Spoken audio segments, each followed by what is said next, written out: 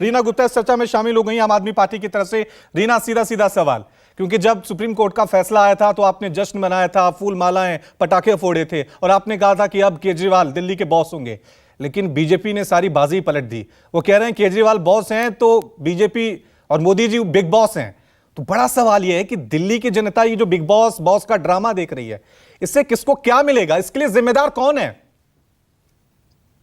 देखिए रवि जी, कल रात के इंसिडेंट से एक बात तो क्लियर हो गई है कि विश्व के सबसे बड़े लोकतंत्र की सबसे बड़ी पार्टी के सबसे बड़े नेता एक बच्चे की तरह बिहेव कर रहे हैं, बचकाना हरकतें कर रहे हैं।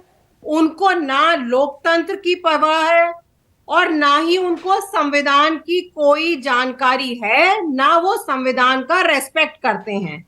वैसे वो कहते हैं कि एंटायर पॉलिटिकल साइंस की उनके पास डिग्री है, लेकिन कल के देर रात के इस तुगलकी फरमान से ये बात क्लियर हो गई है कि इस पार्टी को ना संविधान की कोई जानकारी है, ना ये बाबा साहब के संविधान को मानते हैं।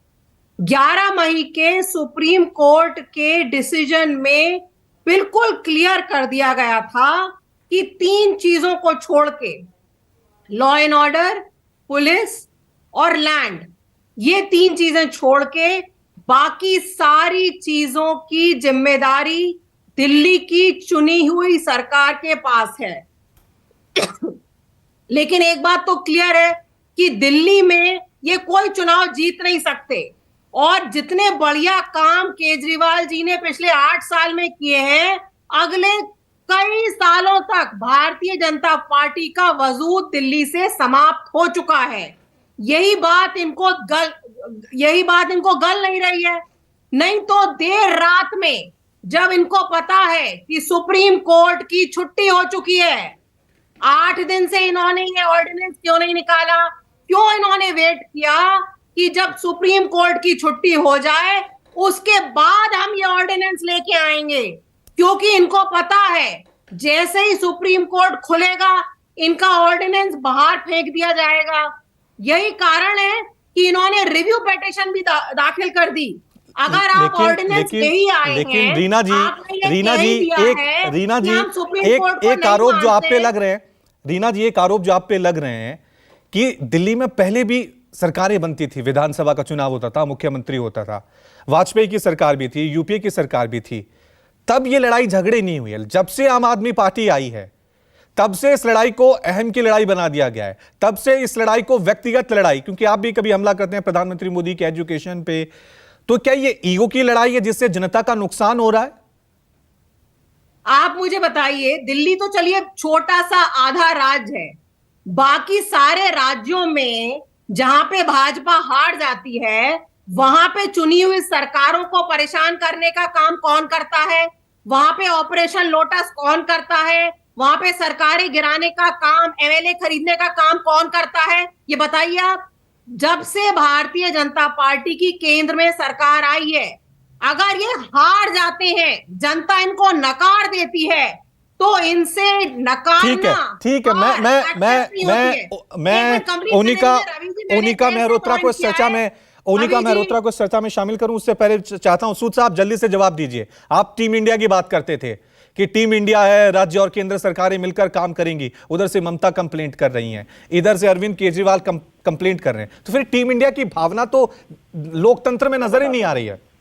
मैं पहले एक बात जो रीना गुप्ता जी ने कहा, बीजेपी को चुनाव नहीं जीत सकती, इनके बीच में ही 70% मत लेके 2 बार दिल्ली की जनता ने बता दिया कि दिल्ली के लिए और देश के लिए कानून बनाने के लिए दिल्ली के 7 सांसद हमको चुनने को दिए हैं।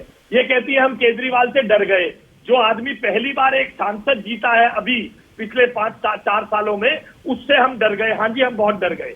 ये इनके फैक्ट्स को राइज करना है। और रही बात टीम इंडिया की, अगर ममता बनर्जी के दफ्तर के मंत्री के घर से कमरा भरकर नोट मिलेंगे और उस नोट को, उस भ्रष्टाचार को पकड़ने के लिए ममता बनर्जी और आम आदमी पार्टी और कांग्रेस मिलकर भाजपा पर यह आरोप लगाएंगे कि हम उनको तंग कर रहे हैं, तो ये आरोप सहने के लिए हम तैयार हैं।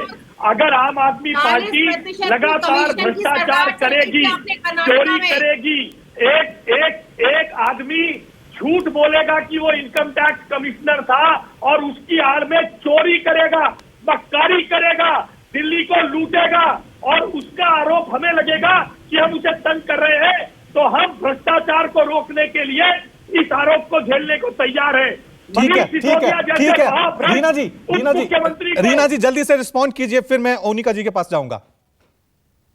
देखिए रवि जी, बिल्कुल क्लियर है, सुप्रीम कोर्ट ने क्लियर कर दिया। अब ये सुप्रीम कोर्ट की बात मानने को तैयार नहीं है। ये दिल्ली के 2 करोड़ लोग जिन्होंने इनको वोट नहीं दिया, उनकी बात मानने को तैयार नहीं है। ये तो ये कह रहे हैं बाय बुक या बाय प्रूफ, हमें किसी की बात नहीं माननी है, हमें संविधान नहीं मानना, हमें लोकतंत्र नहीं मानना। कानून बना सकती है। हम जैसे वो होता है ना कि गली मोहल्ले में क्रिकेट हारने के बाद बैट बल्ला लेके लोग भाग जाते हैं, देश के अंदर बिल्कुल भ्रष्टाचार वैसे ही को बिहेव कर जड़ रहे से हैं। उखाड़ने के लिए दिए 303 हमारे को। ठीक है, ठीक है, सांसद ठीक है, चुन कर ठीक है, दिए। ठीक है, ठीक देश के है। लिए ये वर्सेस का खेल जो है दिल्ली की सियासत में लगातार चल रहा है, जिसमें एक तरफ बीजेपी है, एक तरफ आम आदमी पार्टी है, लेकिन कांग्रेस का स्टैंड क्या है इस मुद्दे पर, यह जानना बहुत जरूरी है।